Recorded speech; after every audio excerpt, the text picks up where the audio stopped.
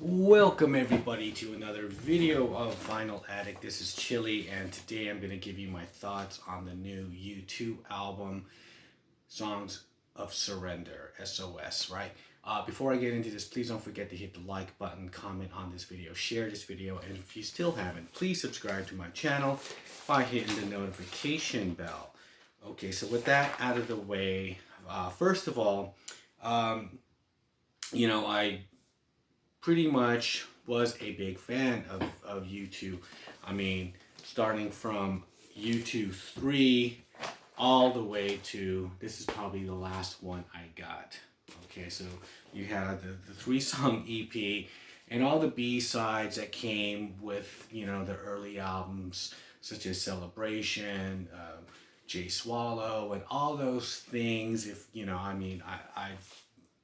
pretty much collected and heard a lot of their songs, most of their songs, all of their songs, pretty much, from B-sides and everything else, up into this album.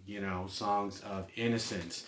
The last one, Songs of Experience, I did not really care for, and this one I'm trying to, come in again with an open mind, hoping that things will get better as far as like their albums are concerned, because the last few,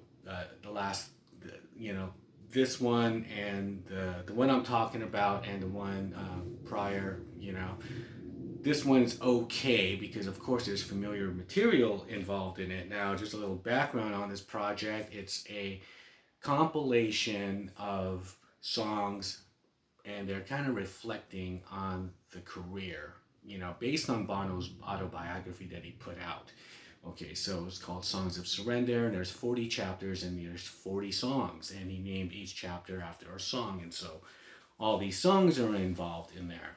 Now, U2 has always been kind of like, they kind of evolved within a trilogy of albums. So, Boy, October, War, boom, there's one part of that band, and they would morph into the Unforgettable Fire, Joshua Tree, and they would end that trilogy with Rattle and Hum. Then they move on to the 90s with their electronic kind of phase and industrial music and all that kind of stuff with Octane Baby, Z-Ropa, and Pop.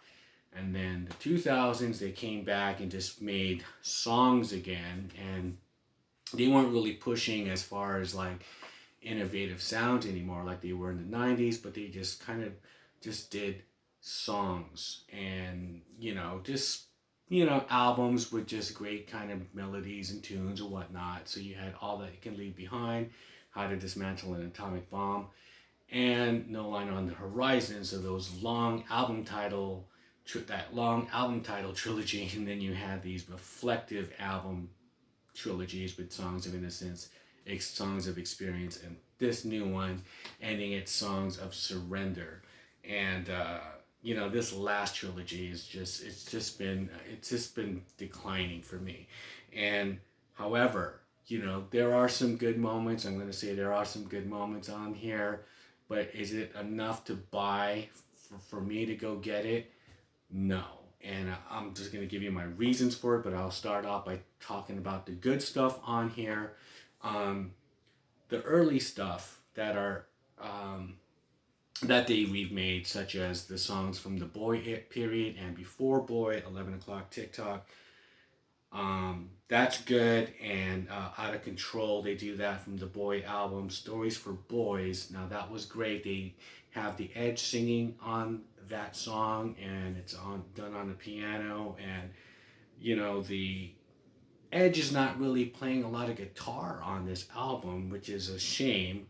He just pretty much does a lot of cowboy chords, just, simple major. It seems like he's not really doing much on a lot of the songs. He's going to piano, and then he's also just, bringing in other instrumentation, whether it's string arrangements or cellos and whatnot, and trying to fill it in, and they're putting Bono's voice up in the front.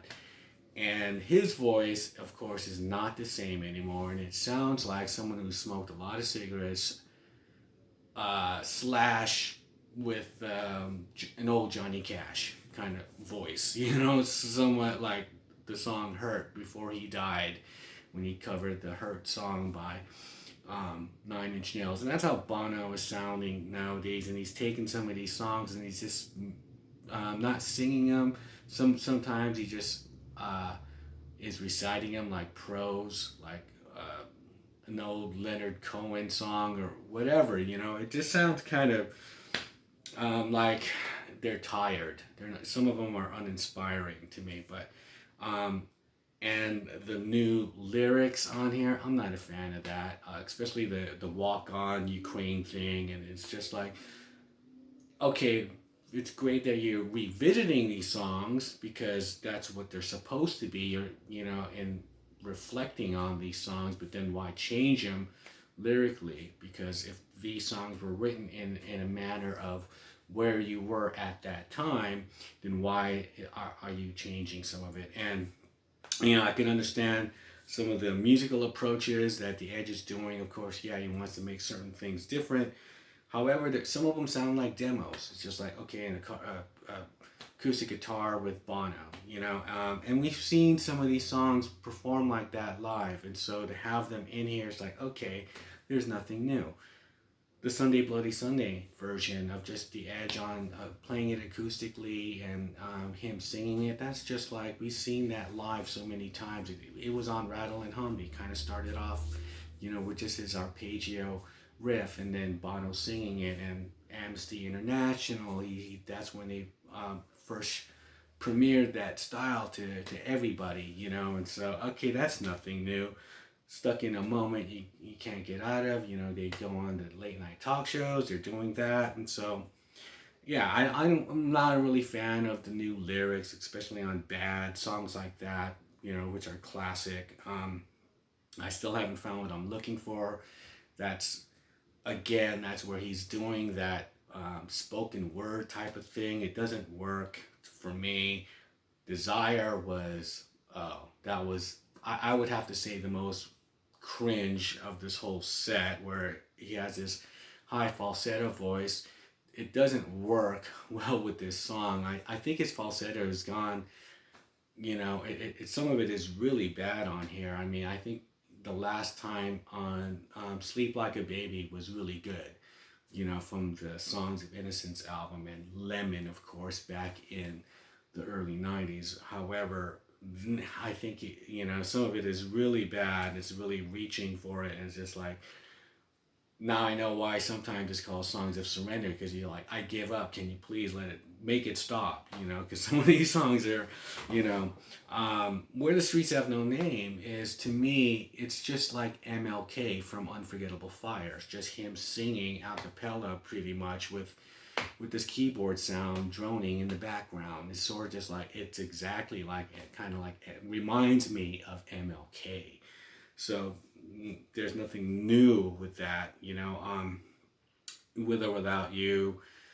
Yeah, I didn't really care for that. The Beautiful Day, The Vertigo, all the major hits, they, it didn't do justice. It was just like, Vertigo, I mean, that's just a hard driving riff of a song, and just the way they broke it up, it was kind of, it was uninspiring, it seems like. It seems like they're just like, some of these ideas are just, it could have been condensed, These are the ones that I like. Wild Horses was good. They kept the same, especially when they keep the same lyrics, and it was just, the vocaling, the singing was still fine.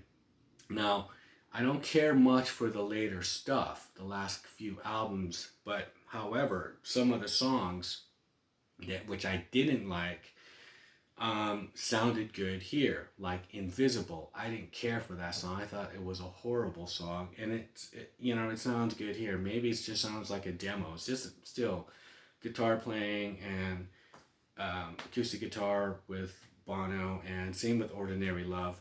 Now, Dirty Day, that was okay. That was really interesting. It was a deep cut from Zooropa about Charles Bukowski, and they do a kind of Eleanor Rigby thing to it, with much more kind of on the cello end, right? Because it's a more darker tone song. The Fly was really good until the End of the World. Two Hearts Beat is probably one of the best songs on here. along with Peace on Earth, and that's another song that the Edge sang, and he sounds like Lennon in the 70s, John Lennon. And so those are kind of things that were really kind of kind of lifted up my eyebrows, like, oh, that's interesting. Well, a lot of the other stuff here was just, oh, wow, they should have left that alone. What were they thinking? Like, and some of the stuff, I mean, um, that we've heard live, again, like I said, like Every Breaking Wave, how they played that live with the piano. It's the same thing on here. There's nothing new they were bringing to some of the songs.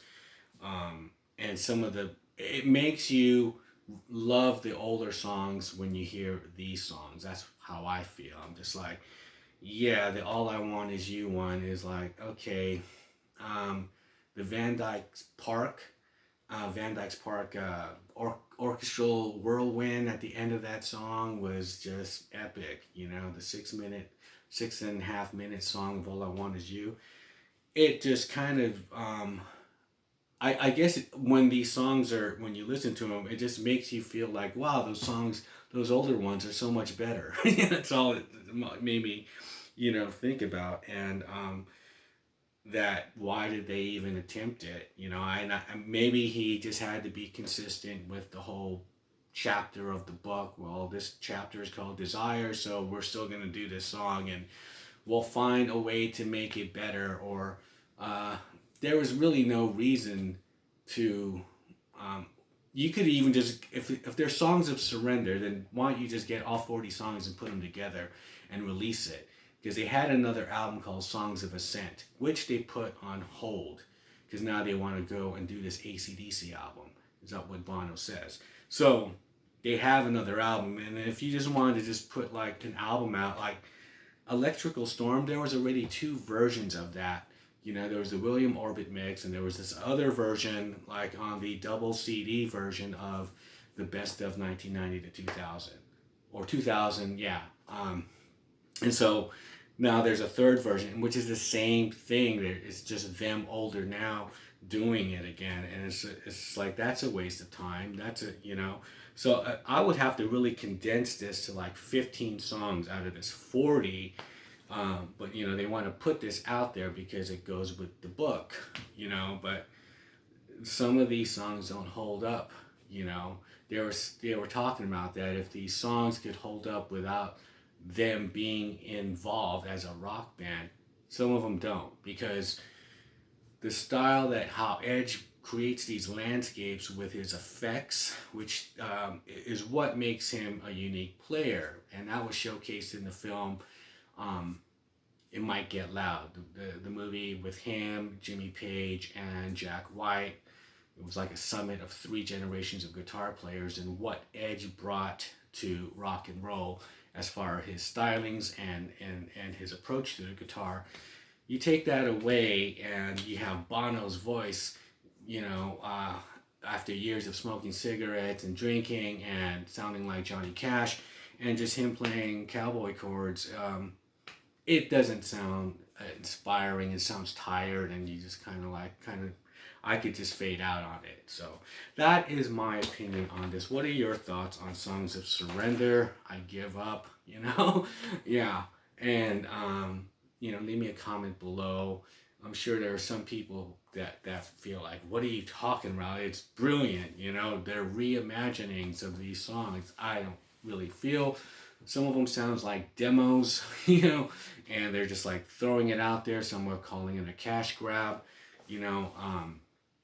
that's open for interpretation, of course. Do we need 40 songs reimagined by U2 throughout their career, or do we need something? Should they have put out something new during their,